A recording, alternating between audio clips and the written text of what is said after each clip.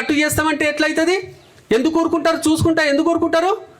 నేను యాక్చువల్గా ఈ గ్రామ సభ తరఫున ఒక డిమాండ్ చేద్దామనే వచ్చిన.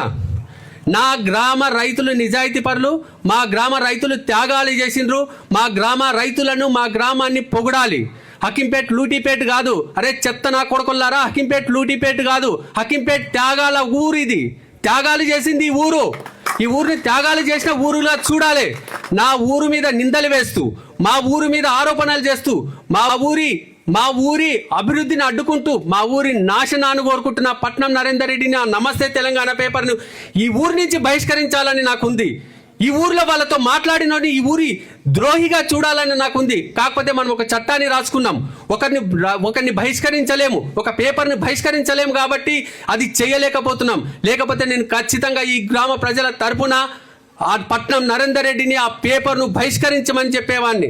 కాకపోతే చట్టం అది లేదు. మేము చట్టం ప్రకారం పోతాం, మేము న్యాయం ప్రకారం పోతాం. కాబట్టి వాళ్ళని ఖచ్చితంగా ఈ గ్రామ శత్రువులుగా, ఈ గ్రామ అభివృద్ధిని అడ్డుకుంటున్న నరరూప రాక్షసులుగా గుర్తించమని చెప్పేసి నేను ఈ ఉప సర్పంచ్ గారిని, ఈ గ్రామ పంచాయతీని కోరుతున్నా. అరే మేము ఏం అన్యాయం చేసినాం? ఎందుకు మా ఊరి మీద పడ్డారు? మీకు రాజకీయాలు ఉంటే హైదరాబాద్లో చూసుకోండి, లేదా మా దగ్గర ఏదైనా అవినీతి అయితే వెళ్ళి ఆర్టీఐ చట్టం కింద వేయండి, లేదా కోర్టులో కేసులు వేయండి. పేపర్లలో రాస్తారా హకీంపేట్ లూటీపేట? ఎవడరా మీకు చెప్పింది? ఒక్క చిన్న పేపర్ ఇయ్యండి ఎన్నిసార్లు అడిగినా. ఒక్క చిన్న పేపర్ ఏంటి, ఫలానా అవినీతి ఊర్లో జరిగిందని చిన్న పేపర్ అడిగిన, సాక్ష్యం అడిగిన. 10 రోజులుగా అడుగుతున్నా, ఒక సాక్ష్యం ఇవ్వండి. అనవసరంగా మా మీద నిందలేకుండి, మా రైతులు ఇప్పటికే నష్టపోయినరు, మా రైతులు ఇప్పటికే త్యాగాలు చేసిండ్రు, ఎందుకు అని చెప్పేసి చిన్న పేపర్ అడుగుతున్నా. ఈ రోజు దాకా ఒక చిన్న పేపర్ కూడా ఈరోజు మాకు ఇప్పటిదాకా కూడా ఇవ్వలేదంటే మీరు చేస్తున్న ఆరోపణలు ఇదే కదా. మా ఊరోలే కదా ఇవి చెప్తున్నది. వాళ్ళని మా ఫ్రెండ్స్ అడిగిందంట, ఏందిరా ఎందుకు ఇదంతా ఇంత డెవలప్ జరుగుతుంది, ఇప్పుడే 100 మంది ఆడ పని చేస్తున్నారు. హకీంపేట్ గ్రామ రైతులు కోడంగల్ అభివృద్ధి కోసం కన్న తల్లి లాంటి భూమిని త్యాగం చేశారు. మా గ్రామ రైతుల త్యాగాలను గుర్తించి హకీంపేటలో ఎడ్యుకేషన్ హబ్ కానీ పారిశ్రామిక వాడతో రాష్ట్రానికి తలమానికంగా మారుస్తున్న రాష్ట్ర ముఖ్యమంత్రి గారికి హకీంపేట గ్రామ ప్రజల తరపున ధన్యవాదాలు తెలుపుతూ ఏకగ్రీవ తీర్మానం చేయడం జరుగుతుంది.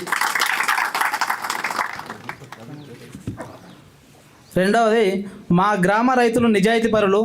మా హకీంపేట్ గ్రామ రైతులు కోడంగల్ అభివృద్ధి కొరకు త్యాగాలు చేశారు.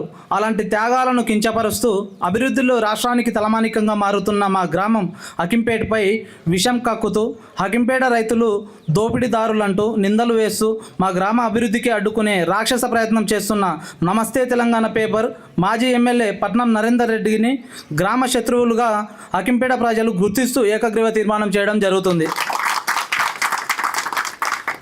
మూడవ తీర్మానం వచ్చేసి, మన గ్రామంలో శ్మశాన వాటిక లేనందున చాలా సమస్యలు ఎదుర్కొంటున్నాం. ఇప్పటికే ప్రభుత్వం ఎడ్యుకేషన్ హబ్ పారిశ్రామిక వాడ కోసం పెద్ద ఎత్తున భూసేకరణ చేసింది. దాంతో సమస్య మరింత ముదిరిపోయింది. 252లో దాదాపుగా 300 ఎకరాలు టీజీఐఎస్ తీసుకునగా 15 ఎకరాలలో మన స్కూల్ భవనం, తుంకిపెట్ల టు కోజిగి రోడ్డు ఉన్నాయి. మిగతా భూమి అక్రమాలకు గురైన భూమిలో కొందరు ఇండ్లు కట్టుకోవడం, కొందరు ప్లాట్లు చేసి గతంలో అమ్ముకోవడం ఆరోపణలు వచ్చాయి. అందుకే గ్రామ సభ తరపున 252 సర్వేను మళ్ళీ పూర్తిగా సర్వే చేసి హద్దులు నిర్వహించాలని, అక్రమాలకు గురైన భూమిని గ్రామ అవసరాలకు కేటాయించాలని చెప్పి వికారాబాద్ జిల్లా కలెక్టర్ గారికి కోరుతూ హకీంపేట గ్రామ సభ తరపున ఏకగ్రీవం చేయడం జరుగుతుంది. ఫైనల్గా మన హకీంపేట గ్రామ రైతులకు ప్రత్యేకంగా ధన్యవాదాలు తెలుపుతున్నాము. ఇక్కడ జరుగుతున్న అభివృద్ధికి సహకరించి తమ భూములను స్వచ్ఛందంగా ప్రభుత్వానికి ఇచ్చినందుకు పేరున ప్రతి ఒక్కరికి ధన్యవాదాలు తెలుపుతూ ఈ గ్రామ సభ ఏకగ్రీవం చేయడం జరుగుతుంది. Thank you.